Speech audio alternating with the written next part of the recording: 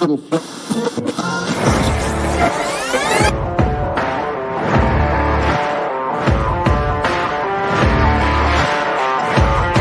great, but being different for the sake of being different, I'm not a big fan of, right? If you just want to be different for the sake technology of it. Technology, I would hide behind it. And you start to hear some of their challenges, and yes. Because it speaks to the core of who you are and what drives you forward. Because what makes you different is what drives you.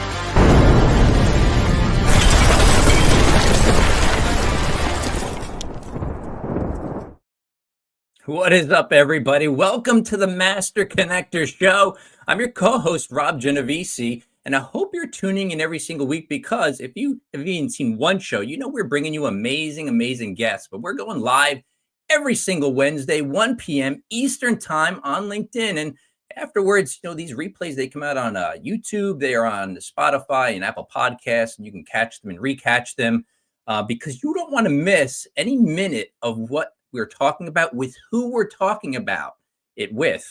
I'm not a professional speaker, so if I throw in a lot of prepositions, forgive me. But listen, if you want to know who's coming up, and by the way, my co-host Steve Spiro, he's booking amazing people. Go to masterconnector.show. We've got our guests booked out till the end of the year. You go to our website, you're going to see it's booked out probably about 15 to 20 episodes or so. But you can see if there's somebody you really want to hear from and put it in your calendar. Now, we hope that you'll put it in your calendar every single week that we come live, again, Wednesday at 1 o'clock Eastern Time on LinkedIn, because you don't want to miss out on this. Steve and I, we go back about 26, 27 years, two former shy guys, two introverts who basically had to find their way on a journey to learn how to talk to people. For me, it was learning how to get words out. For Steve, he was a little bit farther along. It was how to build that connection to get to relationships in order to further our opportunity. We came into business ownership together under the same mentor. And, we came from, they say there's this baseline, right? If 0 is a normal person and plus 10 is, you're fairly accomplished. I'll just say that I was like a negative 43 because I had to get to 0 just to be normal. That meant I had to be able to open my mouth to talk to somebody. That meant I actually had the guts to be able to approach somebody. Couldn't do it. And I'm not overstating when I say it was paralyzing. The fear was paralyzing, and it stopped me from so many amazing things in life. But Steve and I both learned how to overcome that. Today we are connectors, but he is the master connector. So let's bring him on. Hey, Mr. Steve Spiro. Come on. What's up, Steve? What's up, Robbie G? Hey, listen, I think you and I were competing for that minus 43. I think we were like neck and neck, 43, 42. We were kind of like competing right there. Because, we were both like, it took a lot. But, hey, here we are today. And I know you're proud of who you are. And I've really become proud of where we are today. I got to tell you, we were joking earlier about, I heard you on our guests. I don't want to reveal them, but our guest podcast, and the man that you are today, 26 years later, and the man I met 26 years ago. You and I were we had the same personalities, right? We had the same personalities that we have now, but we were so clueless, right? And here we are. We're both connectors. We're hosting this weekly live meeting, amazing people I never thought I would be in the circles with in my entire life, running businesses. Yep. And I guess the message is, right, anybody can learn how to do this stuff. It's not difficult, but it does take hard work. Absolutely. Well, I appreciate you. Well, what's going on, friends? Steve Spiro, the Master Connector, coming at you live and direct. And here we are. And Rob, you're so right. It's been a journey and a half. And, when we were in that same organization together, there was a big emphasis on, goals and dreams and desires and, material stuff. And which, listen, we drive nice cars. We have a nice place on the water. Yes. But to me, what was really the thing for me, and it really culminated right around the time of COVID when we were locked down, and really all you could do was think, right? And meditate and pray, whatever, right? And so I learned that impact was what it is for me, and it drives me. And in today's landscape, whether it be digital, virtual, or in person, impact is really it's the primary thing, right? And along with that, I've learned to be authentic, both virtually as it relates to posts or as it relates to when you're dealing with people on stage. I love being on stage, sharing and being very authentic, or whether it be on your post. And you saw leading up to the show talking about some stuff on impact and in what we've also learned is, and we're talking about this with Jeremy backstage, is value first. We got to really think about others first. And that's a big pillar of our show, is being others focused. And same thing on my book and what I speak about on stage. So, but ultimately you have to move people through impact, and that message, the message has got to be powerful. And sometimes a powerful message could just be telling your story and, so where you've come and some of the struggles you had. And because again, emotions move people, not logic, right? Remember that, right? And we're going to hear about some ideas today, and those are going to be great. And you'll see how the power of those ideas can really move your life, your business, your whatever, your profession, whatever. But ultimately, to me, lasting impression and that impact is really what makes a difference, because I've learned that,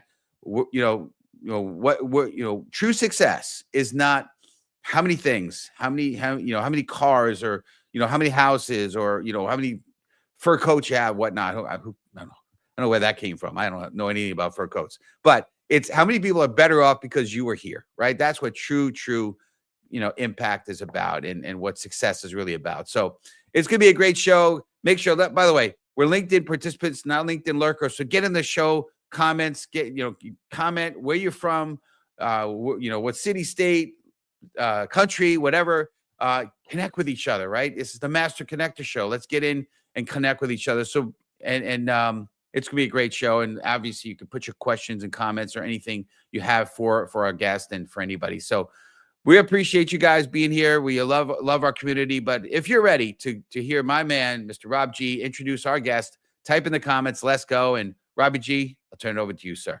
All right. Thanks, Steve. Well, I say we got amazing guests. We were chatting. I just met Jeremy backstage, and I listened to his podcast before I came on.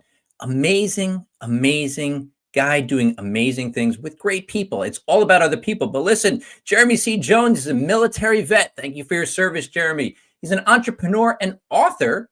As the founder and CEO of Jones Media Publishing, he has helped countless authors write, publish, and promote their books. With his expertise in sales and marketing, Jeremy is also a renowned leader, a mentor, and a coach. He's the creator of the Authority Coach Blueprint author coaching program, which has empowered aspiring authors to achieve their dreams. In addition, Jeremy hosts the podcast Ideas and Impact and is the driving force behind authoritycoach.com. His dedication, professionalism, and commitment to success make him a highly sought-after keynote speaker in the industry. Please help me welcome to the show, Jeremy Jones. What's up, Jeremy? Hey, Rob. Thank you so much for having me here. It's great to be here. Thanks for coming on. Appreciate you. Absolutely. So cool to have you on the show here with us. And it was great being on the podcast with you. And it looks like we have a round 2 coming. But want to say welcome to Candace Wright. Recently met Candace, and excited to have her on the show as a in the community here with us. But let's get to it, Jeremy, for sure. This show is all about impact. So we want to talk about impact today. So community, type in #impact. And so here's the question, right? What distinguishes a single powerful idea from a multitude of average ones? Yeah, that's great. And I'm a big believer that one good idea is better than 50 average ideas. So I think what makes up a good idea is something that when it's implemented into your life or your business, that it makes a transformation in some way. And a transformation is really change. So anything that can make a change in your life in a positive direction makes an impact. If you look back in your life and you see where your life was impacted or changed a direction, you'll see there's this impact point where something happened. Sometimes it's a negative thing, but sometimes it's a positive thing that changes the direction of your life and how you take action, how you do things, how you make things happen. And so I think we're all kind of going through waves. Like sometimes an idea you'll hear makes no difference, but sometimes it really makes an impact where you can shift and start to transform your life. Love that. Yeah. And by the way, I want to welcome amazing Yolanda Chin, who says, let's go. And she's welcome you, Jeremy. She's just incredible loyal follower of the show and really a member of the community. big time. I don't know if there's ever been one show she has missed. So just appreciate you, Yolanda. But I appreciate what you're saying there, Jeremy. And, listen, I think one of the things I like to talk about, especially on stages, is kind of how you present yourself, how you package yourself, but there's also, how you could package, your ideas and we want to talk about packaging. And I don't mean like package design. Earlier, in my graphic design career, I did a little bit of that, but no, we're talking about different kind of packaging. So type in #package. And here's the question: how could professionals effectively package their expertise to reach a wider audience? Yeah, great question. I work with a lot of coaches and consultants, and what I find with coaches and consultants is they're focused on impact, and that's why I resonate with them. Is because a lot of the work that I do, my business, my podcast is called Ideas and Impact. And the way that you package your expertise is you take a model or a process in the way that you do something, almost like a recipe, and that you give that to someone else to follow the recipe. If you just think of like an actual recipe where you're making food, the ingredients are important, but the order in which you put the ingredients in are just as important. Like you wouldn't bake brownies by mixing everything together, put it in the oven, take it out, and then crack an egg and put it on top. The order in which you put things make a difference. It doesn't mean we need to invent new sugar or invent new cinnamon when we make a recipe. You use the ingredients that are there. But each coach or consultant that I work with is we help them find their uniqueness that creates a unique recipe to help someone get a result. And then that result helps to change their life. So there's a couple different ways people consume information. One is written. So we publish books, we publish ebooks. There's content marketing out there, but to package your expertise and sell that as a product, that's the packaging side of it that I'm talking about here. So we package ebooks and books in a written format. Then there's an audio format, publishing podcasts, audio programs, and audiobooks.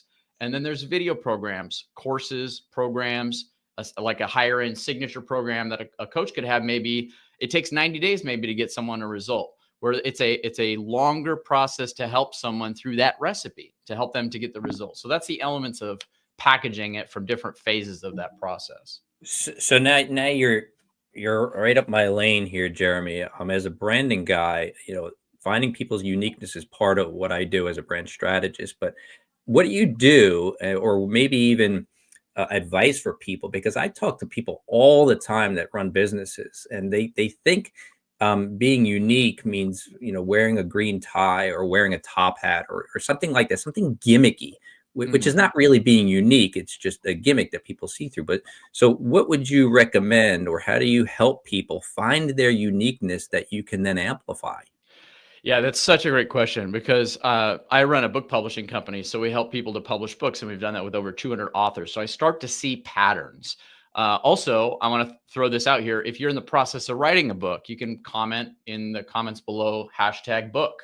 And let me know, because I have a free resource I can send you on putting together your book to make it as powerful as possible. So when you're packaging your information in that way, you want to make it in a consumable format so that people can go through it to get a similar result as other people. So it kind of depends on the format and the way that you're packaging your ideas, but that's where it starts. I like to think of it almost like building a home is an asset. Building a book is an asset.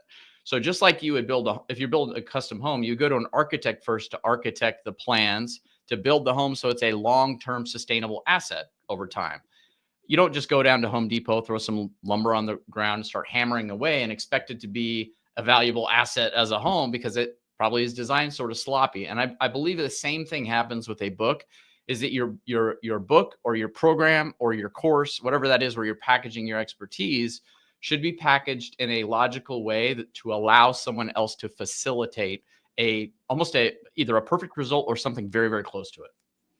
Love that. Yeah, I got to be a little bit transparent about something, right? I have a book, and earlier in the stage of the book, I sent it to, because the idea that I had with my ghostwriter was to have several high-level people, authors, speakers. Oh, thank you, Rob G. I appreciate that. I have it here too, but no, I appreciate that. High-level speakers do like little sections. So I sent it to a pretty well-known guy, and he destroyed it. He destroyed me with it. And it was because it wasn't, if you will, packaged right. It needed it needs some really good editing. It needed it needs some graphics. It just needed to be packaged well. And then since then, I've gotten a lot of compliments. And I wish I'd known you prior to me writing the book, Jeremy, because I'm sure you could help me better. But I think it's so important to have that book. And as a speaker in particular, right, if you're thinking about being a speaker, it's a great asset, right? It's not, I've heard from other very high level speakers, you don't have to have a book, but it does help if you're trying to, grow a speaking career. But no, I appreciate that you sharing that perspective with our audience. So I want to kind of move into, speaking of audience, I want to move into that a little bit. So audience, community, type in hashtag audience, if you would. So what strategies have you found successful in expanding your audience through your expertise? Yeah, great question. So I like to look at it as an information product suite. So if you want to package your intellectual property, I call it like the IPS process of what you do. You're packaging your information in a way that can be consumed by different people and consumed by different niches that have different problems or things that you can help facilitate a result. So I think the first part is by having a way that you help people on a greater level. So like as an example, with coaches we work with, we like to look and see that they have some sort of a longer term program that can help people. Let's just call it long term is not 90 days, but it's a term that you're working with people. Like consultants call it an engagement. It's an engagement of a period of time that you're working with someone to facilitate a result. Then you take the consulting engagement. There's all these steps and all these elements of the consulting engagement, and there will be your perfect clients have things that are top of mind throughout the entire process that they really feel like they need. So what you do is you can take an element of that, so one piece of that, and turn that into a product like a course, a program, or even a book that works very, very well. And the way that you grow your audience is two ways that we found work very well. Number one is organic, by doing podcast interviews and things. We feature guests on my podcast. We have over 400 interviews. And by the way, we're looking for guests for this year and booking up incredible guests, going over 400 episodes. And if you'd like to be a guest on my show, Ideas and Impact, and you have something that's really powerful, you can comment hashtag guest if you guys want to throw that up there. I'm happy to take anyone that has some powerful ideas. And then there's paid media to get your audience to grow by getting book sales. We have a process we did put into place about 2 years ago with media advertising. So we have some of our authors, their books are reaching over 100,000 people every single month. Now, imagine you're a coach or consultant or someone that helps people and wants to impact people. A lot of the whole key behind the whole thing, if you have all those pieces in place with your intellectual property, is just reaching the right people, just getting in front of the right people so that you can help them. Well, imagine being able to reach, just so people are aware of what you do, because that's a big component of it, is by reaching 100,000 people every month. And then if they like it, they see your book, they hear you on a podcast, they see your book on Amazon through this media advertising that we do, and they purchase your book, they're now a customer. And now you can serve them at a higher level. So that's kind of works with audience. There's organic, and then there's paid.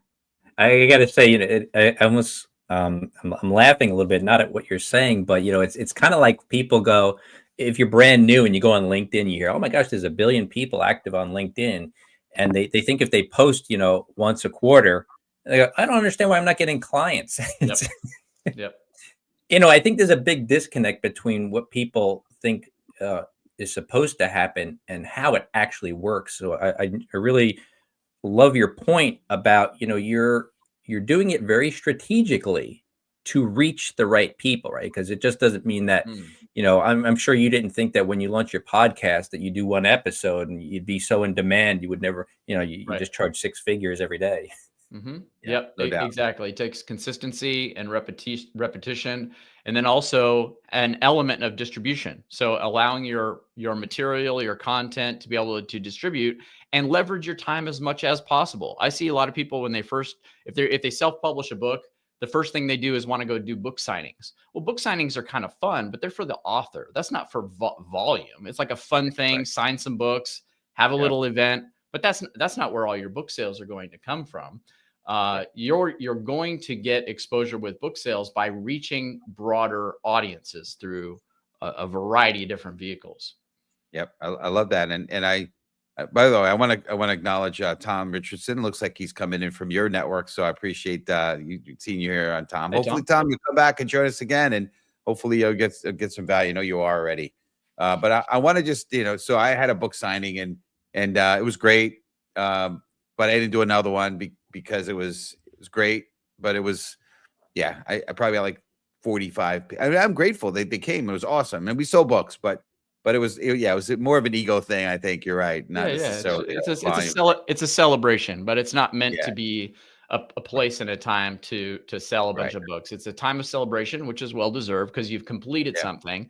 I yeah, think a lot of people don't celebrate enough milestones, and so it's a great opportunity to celebrate a milestone. But I think a lot of authors fool themselves to thinking, oh, now I'm going to go go to book signings and do multiple book signings. That's not where it's at.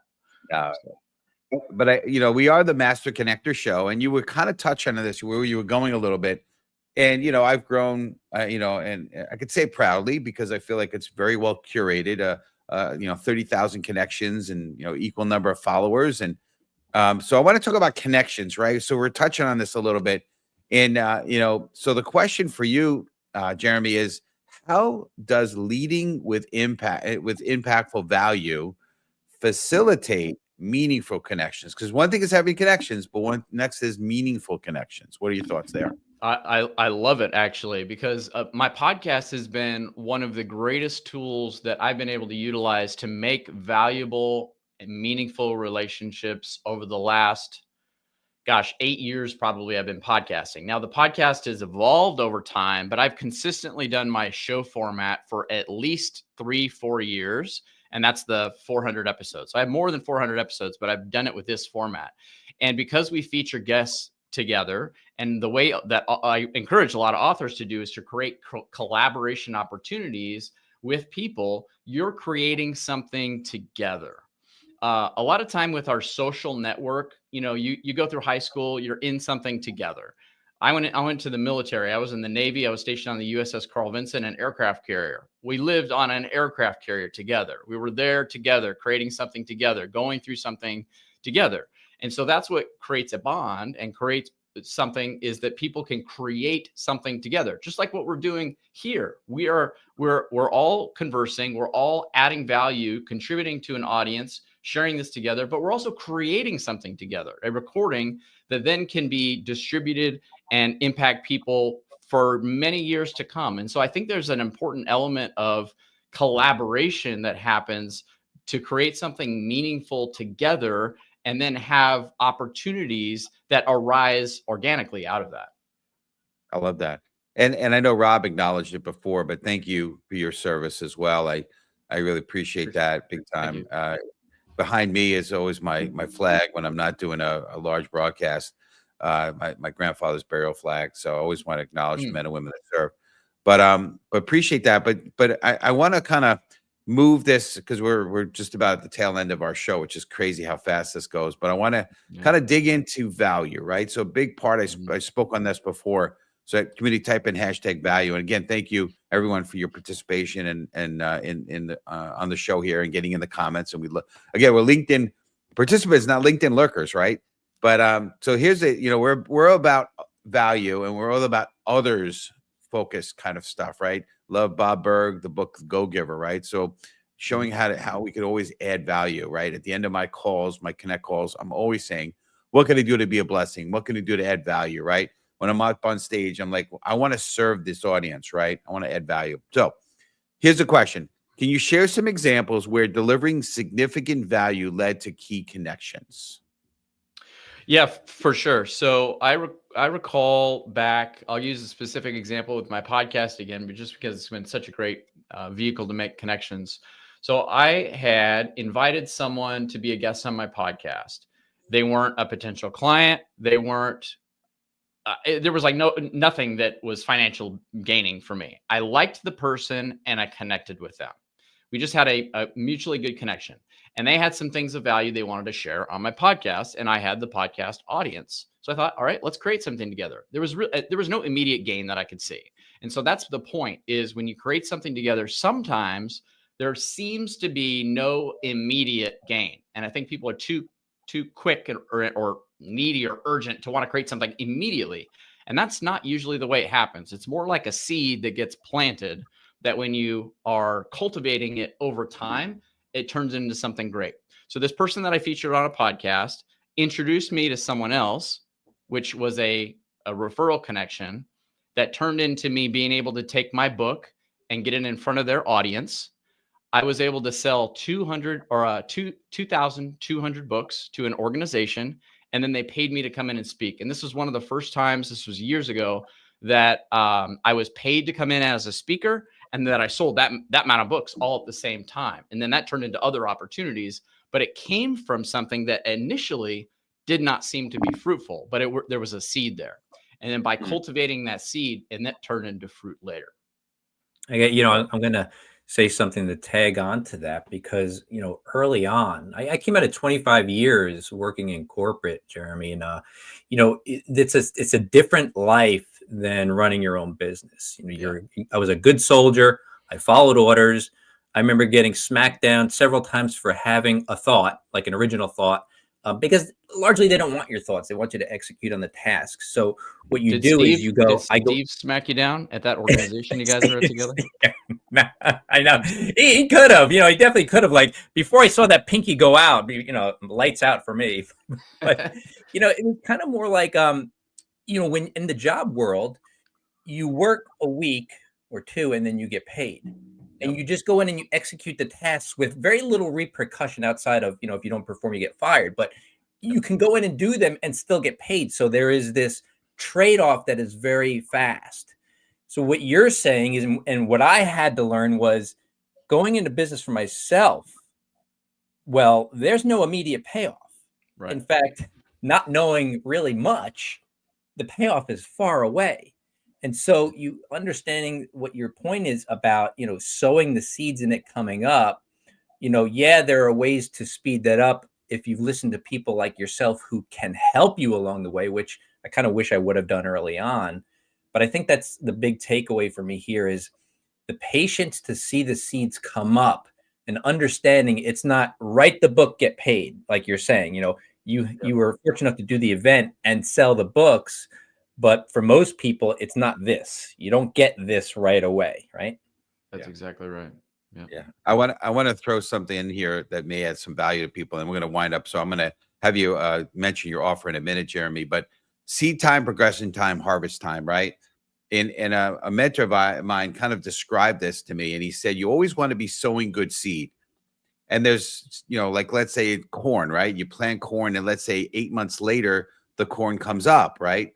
And if there's a progression time, if you're constantly planting good seeds, then eventually there's always going to be good seeds coming up. It might be from 8 months ago, but you got to remember to always plant good seeds. So just keep in mind, that's why I love being consistent. I post every day.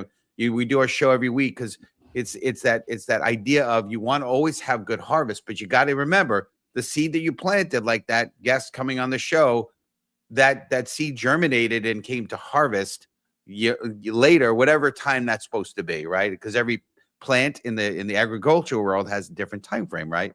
But anyway, but we appreciate you being on here. I know you have something of value, amazing value, you want to offer up to our community. Would you tell them about that, please, Jeremy?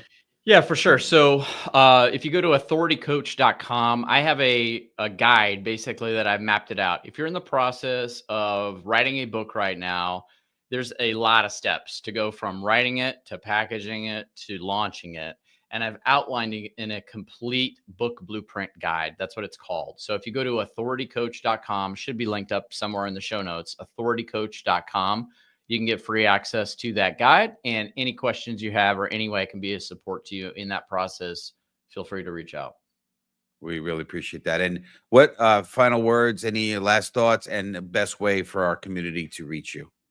Yeah, for sure. And you threw it out with the sower. One of the best books ever created that's been a bestseller for a long time is the Bible. And in Scripture, Jesus talks about the parable of the sower. So if you're not a Bible reader, I'd encourage you to go to it. If you are, go back and reread it. There's a great parable about sowing the right seeds and getting the right fruit. And it's a life principle. It's a biblical principle. So I encourage you all to make an impact in your life is by taking action on that thing. See what you can sow a seed with. Like, it seems like there's no immediate return, but sow a seed today, and that's how it will impact your life. If anyone would like to connect with me, the best thing is just to get that free guide, authoritycoach.com. Get the guide. You'll get my email access, and send me an email if I can be a resource to you in any way.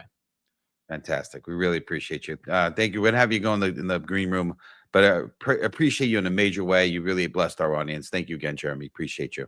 Thanks, guys. All right. Whoops. All right. Well, incredible. So next week, listen, you loved Jeremy. He was incredible. You're going to love our next guest, Mike Martin. The guest is talking about self-fulfilling formula. So talk about like a formula, right? By the way, but welcome back, Ari. But anyway, so episode 198, it's next week, the 12th. Come join us for sure. And if you want to learn more about what's coming, go to masterconnector.show, as well as if you're interested in being a host or a sponsor of an episode, go to the Master Connector Show and learn more about that. But I want to close things down with a quick story, right? And hopefully I got the name pronounced here right. But Wangari Maathai, the first African woman to win the Nobel Prize, Peace Prize, transformed lives by founding the Green Belt Movement, which planted over 50 million trees, talking about sowing, right? Facing political opposition and even imprisonment.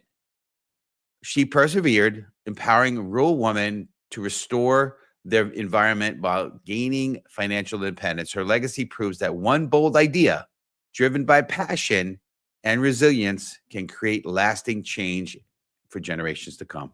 So, folks, let's make sure we strive to impact and make sure to inspire others and to ultimately shine our light. God bless you next week. And you start to hear some of their challenges, and yes, because it speaks to the core of who you are and what drives you forward. Because what makes you different is what drives you.